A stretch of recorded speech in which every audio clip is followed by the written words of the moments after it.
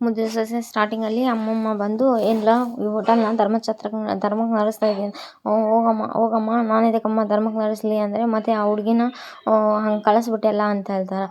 ನಿನಗೇನು ಗೊತ್ತಮ್ಮ ಅಮ್ಮನ ಬಗ್ಗೆ 10 ದಿವಸ ಆಯ್ತು ಕೆಲ್ಸಕ್ಕೆ ಸೇರಿ, ಬರೋದು ಲೆಕ್ಕ ಇಲ್ಲ ಹೋಗೋದು ಲೆಕ್ಕ ಇಲ್ಲ, ಹಂಗೆ ಮಾಡ್ತಾ ಇದ್ದ ಅದೇ ಚಾಳಿ ಎಲ್ಲರೂ ಕಲಿಯೋದಿಲ್ಲ, ಸುಮ್ಮನೆ ಇರ್ಕೊಂಡ್ಲಾ ಅಂಥೇಳಿ ಅವಳು ಅಂತೀಯ ನನಗೆ ಮುಂದೆ ಕೊಟ್ಟೇನೆ ಅಂತೆಲ್ಲ ಹೇಳ್ದೆ. ಎದಕ್ಕಮ್ಮ ಹೊಡೆದಿರಿ ಅವ್ರು ಯಾರಂತ ಗೊತ್ತೇನಿಲ್ಲ ನನಗೆ, ಮಿನಿಸ್ಟ್ರ್ ಶಿವರಾಮೇಗೌಡ ಗೊತ್ತೇನಂದ್ರೆ ಅವರು ಗೌಡ್ರು ಯಾರಿಗೆ ಗೊತ್ತಿಲ್ಲಮ್ಮ ಅಂದರೆ ಅವರು ಸೊಸೆ ಕಂಡ್ಲಾ ಅಂತೆಲ್ಲ ಹೇಳ್ದೆ. ಏನಮ್ಮ ಹೇಳ್ತಾ ಇದ್ದೀರಿ? ಹ್ಞೂ ಪರಿಸ್ಥಿತಿ ಸರಿ ಇಲ್ಲ ಅಂತ ಹುಡುಗಿ ಕೆಲ್ಸಕ್ಕೆ ಬರ್ತಾ ಇರೋದು ಅಷ್ಟೇ, ಮನಸ್ಸು ಮಾಡಿದ್ರೆ ನೀನಂತ 10 ಹೋಟೆಲ್ ಮಾಡಿ 10 ಜನ ಓನರ್ ಆಗೋ ಅವಳು ಅಂಥ ಹುಡುಗಿ ಬಗ್ಗೆ ನೀನು ಮಾತಾಡಿದೆ ಅಂದೆ. ಇಲ್ಲ ಕಣಮ್ಮ ಗೊತ್ತಿಲ್ಲ, ಹುಡುಗಿ ಎಂದೂ ಹೇಳಿಲ್ಲ ಈ ವಿಚಾರ ಅಂತೆಲ್ಲ ಹೇಳ್ದ. ಹಾಗೆಲ್ಲ ಮಾತಾಡಿದ್ಯಾ ನೀನು ಅಂತೆಲ್ಲ ಹೇಳಿ ಅಮ್ಮಮ್ಮ ಬೈದು ಕ್ಷಮಿಸಿ ಅಮ್ಮ ನನ್ನನ್ನು ಅಂದೆ. ಅಲ್ಲ ಕಣ್ಲ, ಆ ಹುಡುಗಿನಿಗೆ ಬೈದು ಹೊರಗೆ ಹಾಕಿ ನಾಳೆ ನಿನ್ನ ಹೋಟ್ಲ್ ಇರುತ್ತೆ ಅನ್ಲ, ಮನಸ್ಸು ಮಾಡಿದರೆ 10 ಅಂಗಡಿ ಮಾಡಿಸ್ಬೋದು ನಿನ್ನ ಹೋಟ್ಲನ್ನ ಅಂದ.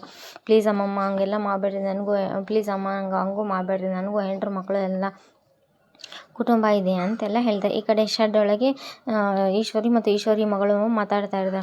ನೋಡವ್ವ, ಒಂದು ದಿವಸ ನಾವು ಆ ಮೂರಡಿನ ಇಲ್ಲಿ ಕಳಿಸಿದ್ವಿ, ಇನ್ನೊಂದು ದಿವಸ ಆ ಸಾವಿತ್ರಿ ಮಗಳನ್ನ ಇಲ್ಲಿ ಕಳಿಸಿದ್ವಿ, ಆದರೆ ಮುಂದೊಂದು ದಿವಸ ನಾವೇ ಇಲ್ಲಿ ಬರೋಂಗಾಯ್ತು ಅಂತಂದಾಗ ಫ್ಲ್ಯಾಶ್ ಬ್ಯಾಕ್ ನೆನೆಸ್ಕೊತಿರ್ತಾ.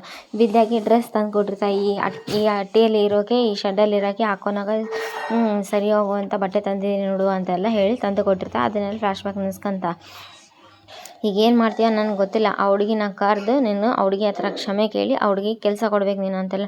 ಆಯ್ತಮ್ಮ ಅಷ್ಟೇ ಮಾಡ್ತೀನಿ ಅಂತೆಲ್ಲ ಹೇಳ್ತಾ. ಆ ಹುಡುಗಿ ಅಂತಲ್ಲ, ನಿಮ್ಮ ಹೋಟೆಲ್ಗೆ ಯಾರೇ ಬರಲಿ ಹೆಣ್ಮಕ್ಳಿಗೆ ಹೊಟ್ಟೆಪಾಡಿಗೆ ಬರ್ತಿರ್ತಾರೆ, ಹೆಣ್ಮಕ್ಳಿಗೆ ಗೌರವ ಕೊಟ್ಟು ನಡ್ಕೊಳೋದು ಕಲಿ, ಮತ್ತು ಎಲ್ಲರೂ ಕೇವಲ ಅನ್ಕೋಬೇಡ ಅಂತೆಲ್ಲ ಹೇಳ್ತಾ. ಸರಿ ಅಮ್ಮ ಅಂತೆಲ್ಲ ಹೇಳ್ತಾರೆ. ಈ ವಿಚಾರ ಏನು ನಾನು ಹೇಳಿದ್ದೀನಿ ಮಿನಿಸ್ಟ್ರ್ ಸೊಸೆ ಅಂತೆಲ್ಲ ಏನು ಹೇಳೋಂಗಿಲ್ಲ, ನಾನು ಮಿನಿಸ್ಟ್ರ್ ಅವ್ವ ನೋಡು ಅಂತೆಲ್ಲ ಹೇಳ್ತಾ. ಅವ್ವ ನೋಡವ್ವ, ಹೆಂಗೆ ನಾವು ಮಾಡಿರೋ ಕರ್ಮ ನಮಗೆ ಬಂದುಬಿಡ್ತು ಅಂತೆಲ್ಲ ಹೇಳ್ತಾ.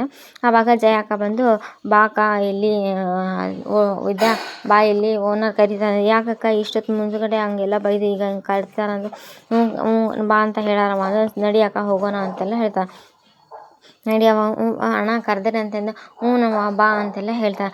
ಕ್ಷಮಿಸವ್ವ, ನಾನು ಯಾವುದೋ ಜ್ಞಾನದಲ್ಲಿ BP ಮಾತ್ರೆ ತೊಗೊಂಡಿದ್ದಿಲ್ಲ, ಹಂಗೆ ಕೂಗಾಡಿಬಿಟ್ಟೆ, ನನ್ನ ಕ್ಷಮಿಸವ್ವ ನೀನು ಅಂತೆಲ್ಲ ಹೇಳ್ತಾರೆ. ಹೌದಾ ಸರಿ ಬಿಡು ಅಂತೆಲ್ಲ ಹೇಳಿ, ಯಾಕಣ್ಣ ಇಷ್ಟೊಂದು ಚೇಂಜ್ ಅಂದೆ? ಹಂಗೆಲ್ಲ ಏನಿಲ್ಲವ್ವ, ನೀನು ಕಾಲೇಜ್ಗೆ ಹೋಗ್ತೀಯ ಅಂತ ಗೊತ್ತು, ನೀನು ಏಟೊತ್ತಿಗೆ ಹೋಗು, ನಿನ್ಗೆ ಎಷ್ಟು ಕೆಲಸ ಆಗುತ್ತೆ ಅಷ್ಟೇ ಮಾಡವ್ವ, ನಾನು ನಿನ್ನಲ್ಲಿ ಎಷ್ಟು ಕೆಲಸ ಮಾಡು ಅಂತ ಪ್ರೆಸರ್ ಎಲ್ಲ ಆಗಲ್ಲ ಅಂತೆಲ್ಲ. ಅಣ್ಣ ನೀವೆಲ್ಲ ಹೇಳ್ತಾ ಇರೋದು ನನಗೆ ನಂಬಕ್ಕೆ ಆಗ್ತಾಯಿಲ್ಲ ಅಂದೆ. ಕಣವ್ವ, ನನಗೂ ನೀನು ಒಂದು ಸ್ಟೂಡೆಂಟ್ ಅಂತ ಗೊತ್ತಾಯ್ತಲ್ಲ, ಹಾಗಾಗಿ ಏನೋ ತಪ್ಪಾಗಿ ರೇಗಿಬಿಟ್ಟೆ, ಕ್ಷಮಿಸವ್ವ ಪ್ಲೀಸು ಅಂತೆಲ್ಲ ಹೇಳ್ತೆ. ಏನಣ್ಣ ನೀನು ನನ್ನ ಕೂಡ ಕ್ಷಮೆ ಕೇಳ್ತಿರಲ್ಲ ಅಂತೆಲ್ಲ ಹೇಳಿದಾಗ, ಅಣ್ಣ ಕಸ್ಟಮರ್ ಬಂದರು ಅದೇನಂತ ವಿಚಾರಿಸ್ನಿ ಅಂತೆಲ್ಲ ವಿದ್ಯೆ ಹೋದಾಗ. ಈ ಕಡೆ ಅಮ್ಮಮ್ಮನೂ ಮತ್ತು ಚಂಪಾ ಇಬ್ಬರು ಕಿಟಕಿನಲ್ಲಿ ನಿಂತು ನೋಡ್ತಾ ಇರ್ತಾರೆ. ಕಡೆಯಿಂದ ನೋಡವ್ವ, ನಾನು ಅಷ್ಟೆಲ್ಲ ಕಷ್ಟಪಟ್ಟಿದ್ದು ಆ ಕ್ರೆಡಿಟ್ ಎಲ್ಲ ರಾಕಿಗೂ ವಿದ್ಯಾಗೂ ಹೋಗ್ಬಿಡ್ತು ಅಂದರೆ. ಕಣ್ಲೆ, ಹೆಂಗೂ ಸಾವಿತ್ರಿ ತಂದಿರೋ ಈಶ್ವರಿ ತಂದಿರೋ ಸಂಬಂಧ ಕ್ಯಾನ್ಸಲ್ ಆದರೆ ನಾವು ತಂದಿರೋ ಸಂಬಂಧ ಮಾಡಿ ಹೆಂಗೂ ದುಡ್ಡು ಮಾಡ್ಕೋಬೋದು ಅಂದರೆ ಹಿಂಗಾಗ್ಬಿಡ್ತು ನೋಡು ಅಂತೆಲ್ಲ ಹೇಳ್ತಾ. ಎಲ್ಲ ಆಗಿದ್ದು ಆ ಮೂರಡಿಗಿಂದ ಕಣವ್ವ, ಆ ಮೂರಡಿನೇ ಹೋಗ್ಲಿ ಬಿಡಿ, ನಮಗೆ ಎಷ್ಟು ಆದರೂ ಖುಷಿ ಸಿಗ್ತಾ ಇದೆ ಅಲ್ಲ ಅಂತೆಲ್ಲ ಅವರಮ್ಮ ಹೇಳ್ತಾ ಇರ್ತಾಳ. ಒಟ್ಟು ಈ ಕಡೆ ವಿದ್ಯಾ ಬರ್ತಿರೋದು ನೋಡಿ, ನಮ್ಮನ್ನು ನೋಡಿ ಹಂಗೆ ಹೋಗ್ತಾ ಇದೆಯಾ ಅಂತ ಈಶ್ವರಿ ಕೇಳಿದಾಗ, ಅಯ್ಯೋ ಅತ್ತೆ ನೀವೇನು ಇಲ್ಲಿ ಅಂದಾಗ, ಅಲ್ಲೇ ನೀನೇ ಇಲ್ಲಿ ಕಳಿಸಿ ಮತ್ತೆ ಏನು ಅಂದೆ. ನಾನೇನು ಕಳಿಸಿಲ್ಲ ಅತ್ತೆ, ನೀವು ಮಾಡಿರೋ ಕರ್ಮ ಪಾಪ ನಿಮ್ಮನ್ನು ಬಿಡ್ತೈತೆ ಅಂತೆಲ್ಲ ಹೇಳ್ತಾ. ಅದೇ ಟೈಮಿಗೆ ನೋಡವ್ವ ಹೆಂಗೆ ಮಾತಾಡ್ತಾ ಇದ್ದಾಳ ಅಂತೆಲ್ಲ ಹೇಳ್ತಾಳೆ. ಹೌದು ಮತ್ತು ಇನ್ನೇನು, ನೀವು ಮಾಡಿರೋ ಪಾಪ ಕರ್ಮ ನಿಮ್ಮನ್ನು ಬಿಟ್ಟಿದೆ ಅಂತೆಲ್ಲ ಹೇಳ್ತಾ ಇರ್ಬೇಕಾದ್ರೆ ನೋಡವ್ವ ಏಟೊಂದು ದಿಮಾಕು, ಏಟೊಂದು ಸೊಕ್ಕು ಇವಳಿಗೆ ಅಂತೆಲ್ಲ ಅವರು ಚಿತ್ರ ಹೇಳ್ತಾ ಇರ್ತಾರೆ. ಇರಲಿ ಕಣೆ, ಮನುಷ್ಯನಿಗೆ ಹೆಂಗೆ ಇರುತ್ತೆ ಅನ್ನೋದು ಸುಳ್ಳು, ಗ್ರಾಚಾರ ಎಲ್ಲ ಕೆಟ್ಟಿರುತ್ತೆ ಅಂತೆಲ್ಲ ಹೇಳ್ತಾ. ಮಾಡಿದ್ದನ್ನು ಮಾರಾಯ ಅಂತೆಲ್ಲ ಹೇಳಿ ಇಳಿದೋಗಿ ನಾನು ಓದ್ಕೋಬೇಕು, ನಾನು ಕೆಲಸ ಮಾಡಿ ಸುಸ್ತಾಗಿದ್ದೀನಿ, ನಿಮ್ಮ ವಿಚಾರ ನಂಗೆ ಬೇಡ ಅಂತೆಲ್ಲ ಹೇಳಿ ಮನೆಯಲ್ಲಿ ಬಂದು ಓದ್ಕೊತ ಕುಂತಿರ್ಬೇಕಾದ್ರೆ ಈ ಕಡೆಯಿಂದ ವಿದ್ಯೆ ಓದ್ತಿರೋದು ನೋಡಿ ಭದ್ರ ಕೇಳ್ತಾನ, ನಿನ್ನ ಹತ್ರ ಹೊಸಿ ಮಾತಾಡಬೇಕು ಅಂತೆಲ್ಲ ಹೇಳಿ ನಿನ್ನ ಹತ್ರ ವಿದ್ಯೆ ಎದ್ದು ಬರ್ತಾನೆ.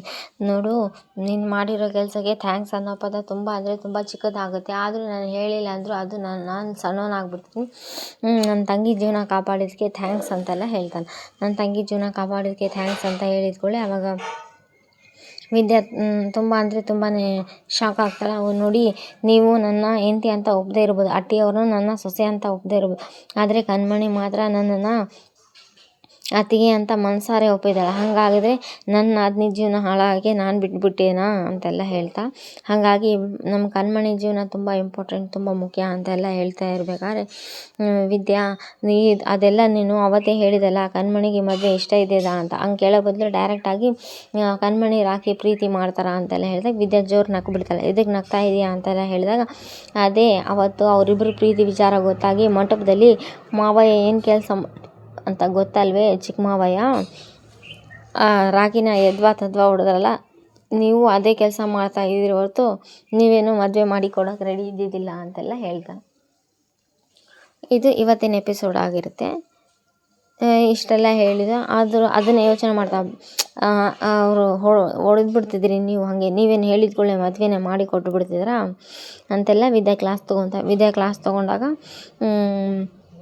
ಸರಿ ಹೆಂಗೋ ಒಂದು ಥ್ಯಾಂಕ್ಸ್, ಹೆಂಗೋ ನನ್ನ ತಂಗಿ ಖುಷಿ ಆಗಿದ್ದಾಳಲ್ಲ, ನನ್ನ ತಂಗಿ ಜೀವನ ಸರೋಯ್ತಲ್ಲ ಅಷ್ಟೇ ಥ್ಯಾಂಕ್ಸ್. ನಾನು ನೀನು ಹೇಳಿ ಅಂತ ನಾನು ಒಂದೆರಡು ಕಡೆ ವಿಚಾರಿಸಿದ್ದೆ, ಅವ್ರು ಯಾರೂ ತೆಪ್ಪಾಗಿ ಹೇಳಿಲ್ಲ, ಅವ್ರ ಬಗ್ಗೆ ಕರೆಕ್ಟ್ ಸರಿ ಇದ್ದಾನೆ ಒಳ್ಳೆಯನಿದ್ದಾನೆ ಅಂತೆಲ್ಲ ಹೇಳಿ.